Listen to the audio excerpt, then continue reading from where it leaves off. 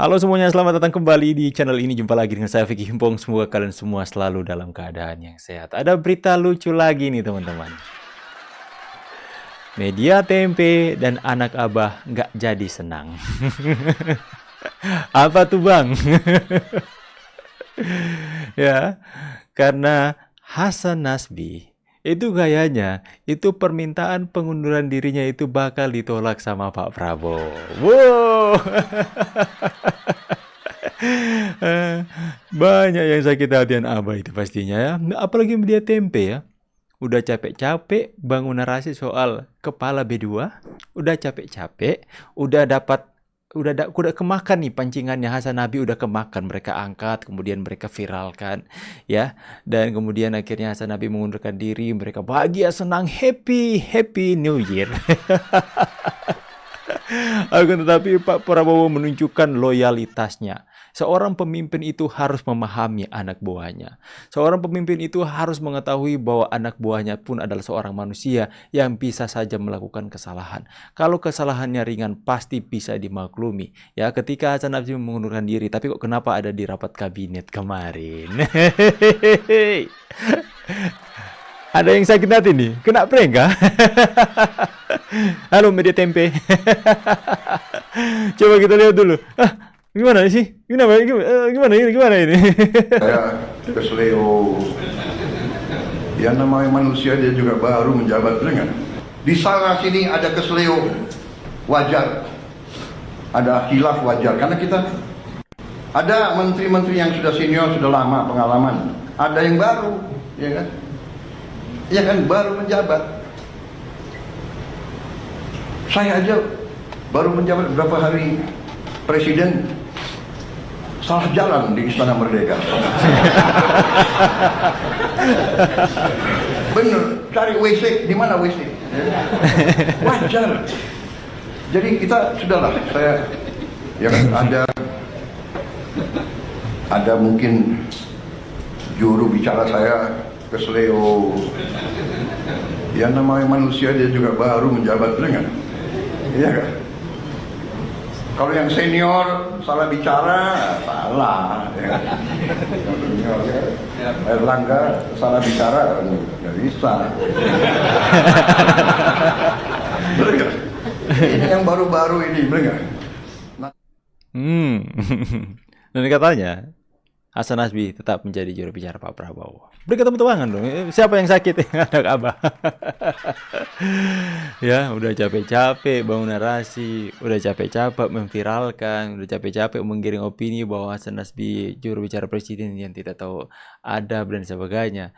Ya, dan sudah berhasil nih. Kita berhasil menang. Paling ada acara syukuran nih mereka ini.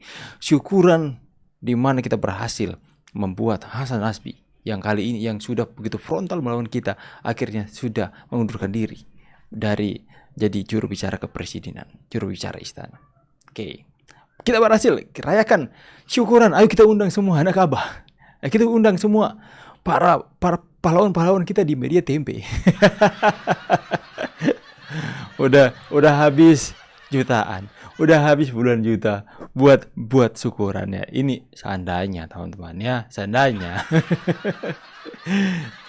Tiba-tiba dalam rapat kabinet ada Hasan Nasbi di sana. Pak Prabowo mengatakan, ya wajar lah anak buah saya baru di pemerintahan. Itu keseleo. Lihat. Keseleo, dimaklumi lah, namanya baru pertama. Kalau yang sudah senior salah ucap ya itu gak boleh, katanya, guyon, kata Pak Prabowo. Inilah menunjukkan sosok pemimpin yang wajib untuk diteladani. Seorang Pak Prabowo yang dulunya adalah seorang pemimpin dalam kesatuan itu tidak akan meninggalkan anak buahnya tertinggal di belakang. No one left behind, teman-teman. Tidak boleh ada seorang anak buah yang prajuritnya ditinggalkan ke belakang.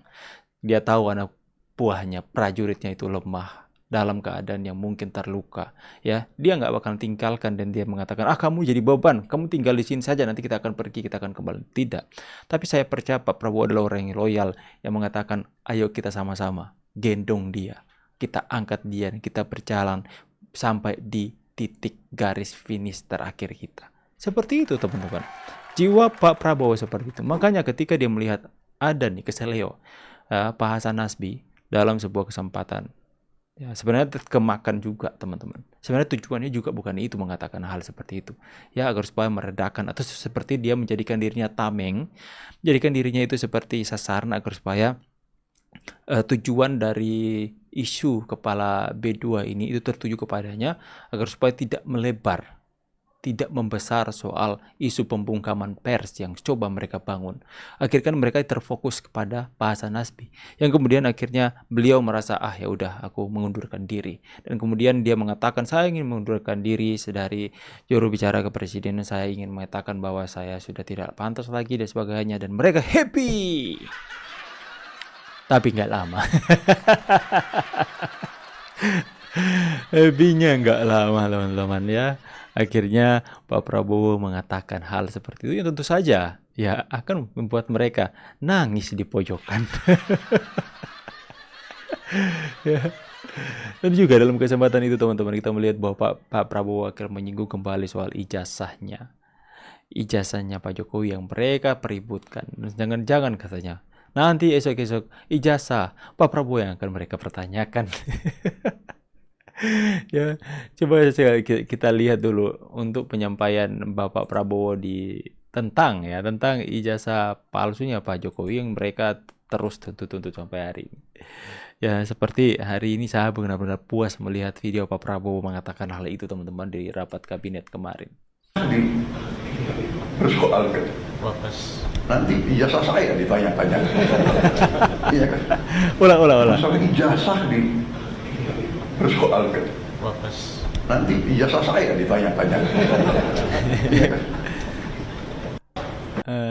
Jadi, hai Roy Suryo Rismon yang berharap Pak Prabowo bakal membela perkara kalian, mimpi kalian. Mimpi. Ya, mereka bilang kami berharap Pak Prabowo akan ini itu. Ya, jadi pupuslah harapan mereka mau berharap kepada Pak Prabowo. Jelas-jelas Pak Prabowo itu tahu mana yang baik, mana yang jahat ya. Ijazah Pak Jokowi terus mereka pertanyakan. Jangan-jangan ijazah saya yang akan mereka pertanyakan. Ini sebenarnya sebuah sindiran kepada mereka. Dalam sebuah kesempatan, Pak Prabowo itu benar-benar membuat banyak orang sakit hati, khususnya RT 16 dan 24%. Good job buat Bapak Prabowo. Tangan dulu teman-teman ya. Ini loh benar-benar pemimpin ya, luar biasa.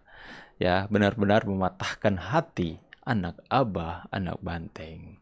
Good job Pak Prabowo. Oke teman-teman, jadi ya seperti itulah. Jadi mereka berusaha untuk memecah belah antara Pak Prabowo, Jokowi, Gibran, ya. Orang-orang itu nggak sadar bahwa Pak Prabowo dalam perpolitikan kali ini menunjukkan bahwa politik itu bukan hanya sekedar soal kepentingan belaka. Ya banyak orang yang mengetahui ya seperti itu politik, hari ini kawan, besok menjadi lawan. Tapi tidak seperti itu. Ya, memang dulu Pak Jokowi itu menjadi lawan Pak Prabowo menjadi lawan Pak Jokowi, dan kemudian mereka menjadi sahabat, dan sampai hari ini tidak menjadi lawan lagi. Mereka sudah belajar dari pengalaman. Yang rival sejati sebenarnya bukan lawan, itu hanya sekedar kompetisi saja. Dan ketika salah satu dari mereka menang, ya Pak Jokowi memberikan pelajaran teladan kepada Pak Prabowo, dan beliau menerima dengan legowo, dengan besar hati. Oh ternyata Pak Jokowi orangnya sangat-sangat tulus untuk rakyat, dan dia belajar dari Pak Jokowi, akhirnya jadi presiden lagi. Dua orang rival yang akhirnya menjadi sahabat sejati, yang dari lawan menjadi kawan, dari kawan menjadi saudara teman-teman, bukan jadi lawan lagi. Itulah politik yang ditunjukkan oleh Pak Prabowo dan Pak Jokowi. Ini benar-benar kuat dan membuat kita itu tidak pesimis lagi untuk berpihak kepada salah satu tokoh dalam perpolitikan, karena kita bisa melihat bahwa adanya sebuah perubahan yang sangat besar terjadi, bahwa politik tidak hanya sekedar kepentingan, tapi politik is about relationship, it's about faithful, it's about dedikasi teman-teman. Dari lawan, dari rival menjadi kawan, sama-sama membangun negeri, dari kawan menjadi seperti saudara. Tepuk tangan teman-teman. Inilah yang harus kita lihat, inilah yang harus kita contoh teman-teman. Hal yang baik yang kita bisa lihat dari pemimpin Pak Prabowo dan Pak Jokowi, tetap sinergi sampai detik ini. Ya, sampai detik ini kita doakan agar supaya hubungan mereka, sekalipun banyak sekali terpaan badai mencoba untuk memecahkan mereka, hubungan mereka akan semakin tetap kuat, bukan semakin hancur. Ya, karena ketika hubungan Pak Jokowi dan Pak Prabowo retak, bukan mereka yang sakit, bukan siapa-siapa, yang mereka yang bahagia, teman-teman. Berarti berhasil merancangkan segala rencana mereka. Jadi good job kepada Pak Prabowo hari ini yang terus-menerus memberikan penegasan bahwa beliau ada di pihak Pak Jokowi. Dan teman-teman, kasihan deh kena prank. Oke, saya pamit dulu teman-teman. See you on the next video and God bless. Bye guys.